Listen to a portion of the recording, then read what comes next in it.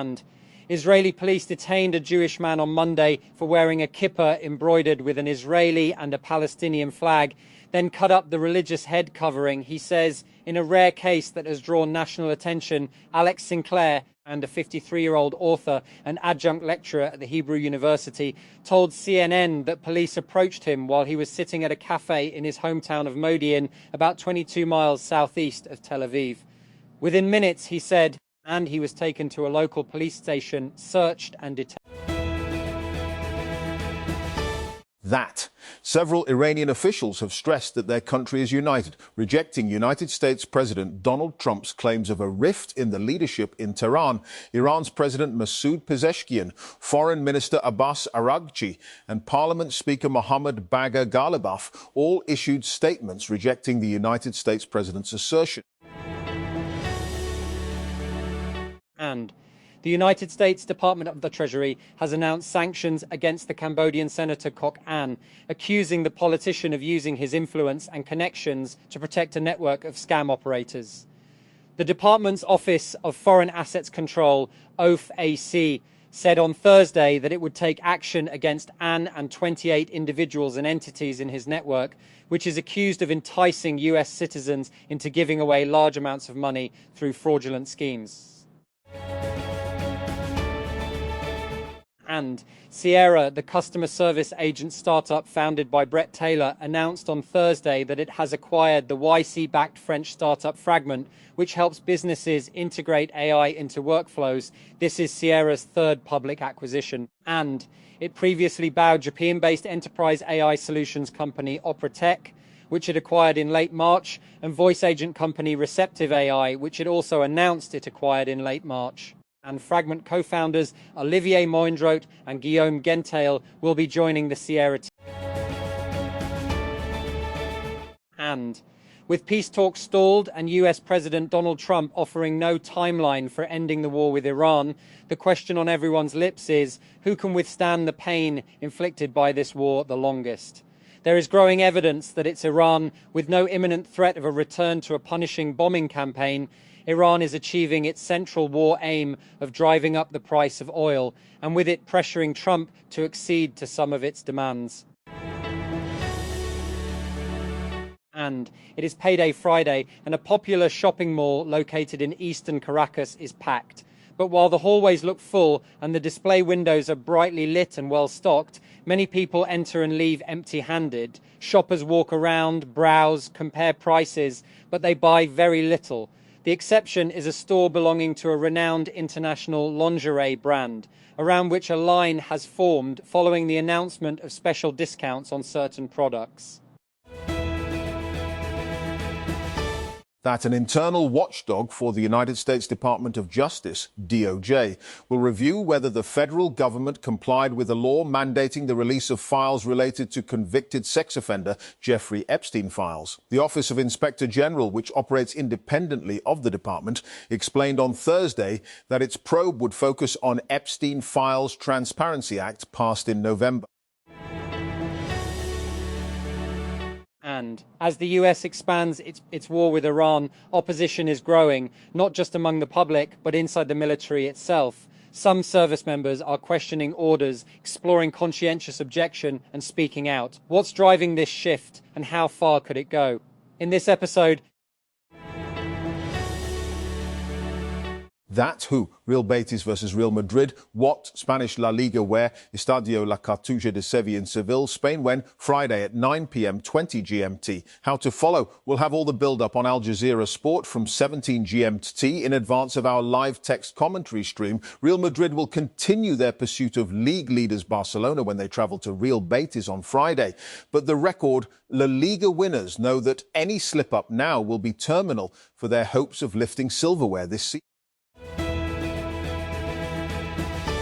And Trump's twice-chosen pick to run the US Federal Cybersecurity Agency, CISA, has requested to withdraw from the position, leaving the agency without any clear person to lead it on a permanent basis. In a letter to the White House on Wednesday, Sean Planky requested that the Trump administration withdraw his nomination, citing a holdup in the Senate, which is required to hold a vote to approve his appointment. And what if you could outsource your doom scrolling? That's the premise behind the new startup Noscroll, which is offering an AI-powered bot that can browse your social feeds, news sites, and other online chatter, then text you when something important happens. No feed, no brain rot. No RageBit reads Noscroll's pitch to users, just Signal. That Instagram is testing a new image-sharing app called Instance. The company confirmed to TechCrunch on Thursday. The app, which is available in Spain and Italy, that lets users share disappearing photos with their friends that can be viewed only once and remain available for 24 hours. With Instance, you capture a photo in a single tap with no editing allowed. The app doesn't allow uploads from your camera roll and only lets you capture and share content using the in-app camera. While you can add text to your instance, as these unedited photos are called, you can't modify them any further. Beirut, Lebanon. At a store in Beirut, a shop owner breaks into laughter. "No, I don't want to comment on the negotiations," he told Al Jazeera, referring to Thursday evening's direct talks between Israel and Lebanon in Washington, D.C. "If I say the wrong thing, someone might..."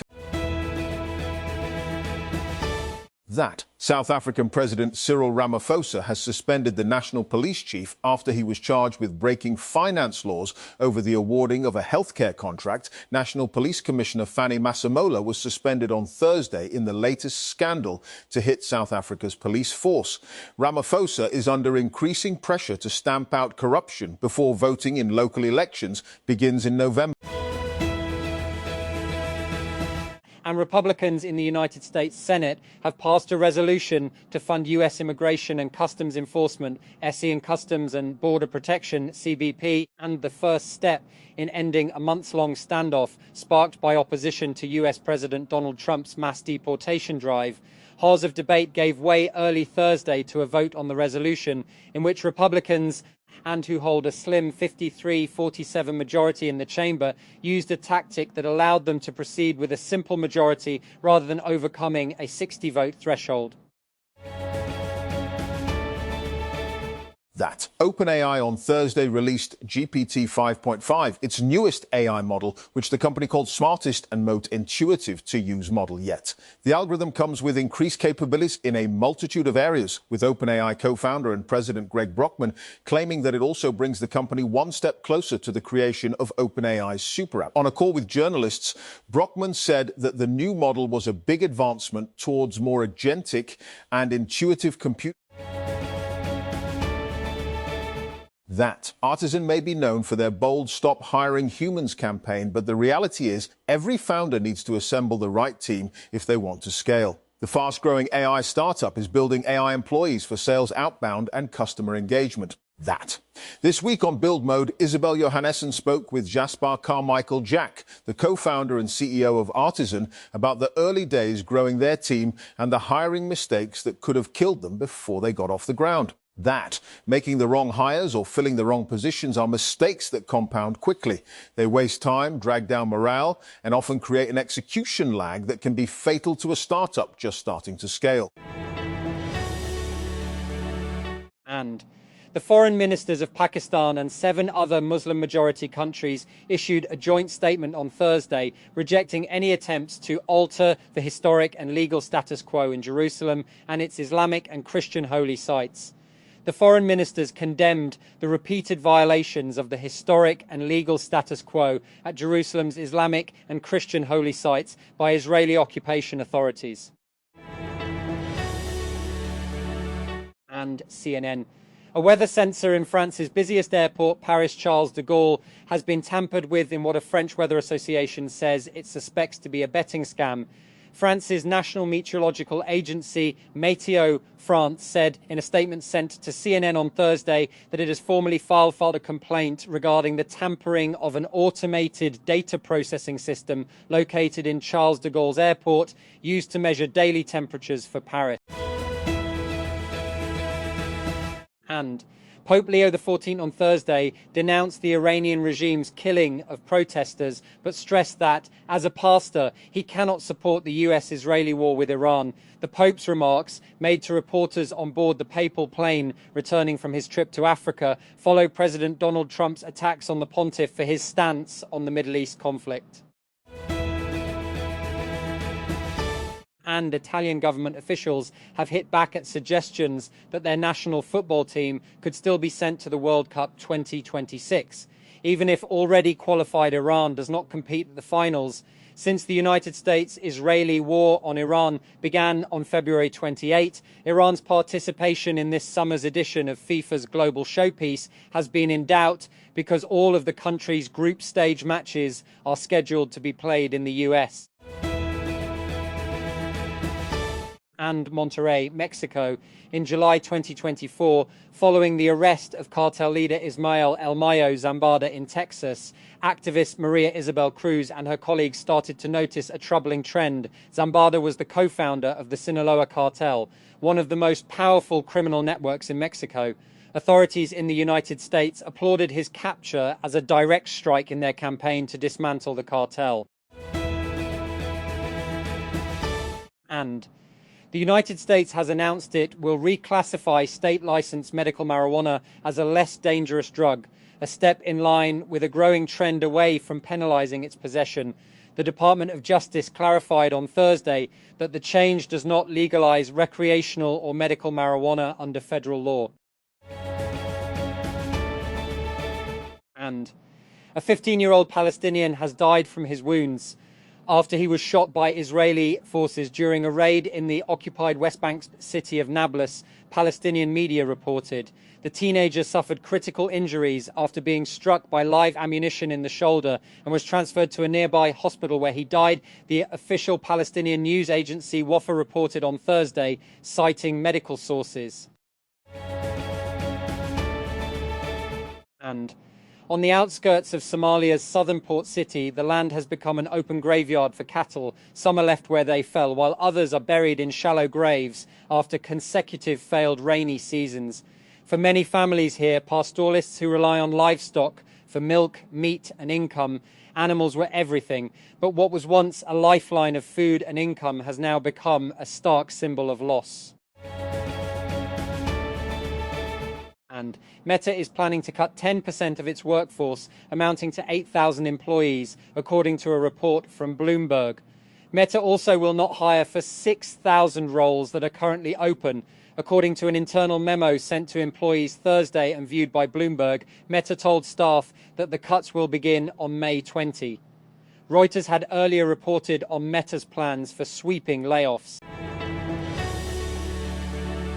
That Navy Secretary John Phelan has been fired, a U.S. official and a person familiar with the matter said on Wednesday in another wartime shakeup at the Pentagon, coming just weeks after Defense Secretary Pete Hegseth ousted the Army's top general. The Pentagon announced his departure in a brief statement, saying he was leaving the administration effective immediately.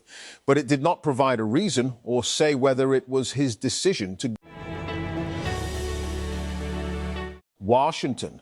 Pakistan on Thursday urged the United Nations Security Council, UNSC, to take up the dispute over the Indus Waters Treaty, IWT, warning that India's continued unilateral suspension of the treaty carries grave peace and security and humanitarian consequences for South Asia. Pakistan's permanent representative to the UN ambassador, Azim Iftikhar Ahmad, handed over a letter from Deputy Prime Minister and Foreign Minister Ishaq Dar to the Security Council President, that Ambassador Jamal Faraz Arawaya of Bahrain. And a huge unstable chunk of glacier is blocking the route up Mount Everest from base camp in Nepal just as peak climbing season gets underway in the Himalayas. Icefall doctors who fix ropes and ladders on the lower part of the route up the world's highest peak can find no way round the 100-foot high, 30 meters block of ice just under Camp 1. And an American Kuwaiti journalist who was detained by authorities in Kuwait last month after he reposted videos and images related to the US-Israeli war with Iran has been acquitted, according to his international legal team. Hamed Shihab Eldin was understood to have been charged with spreading false information, harming national security and misusing his mobile phone.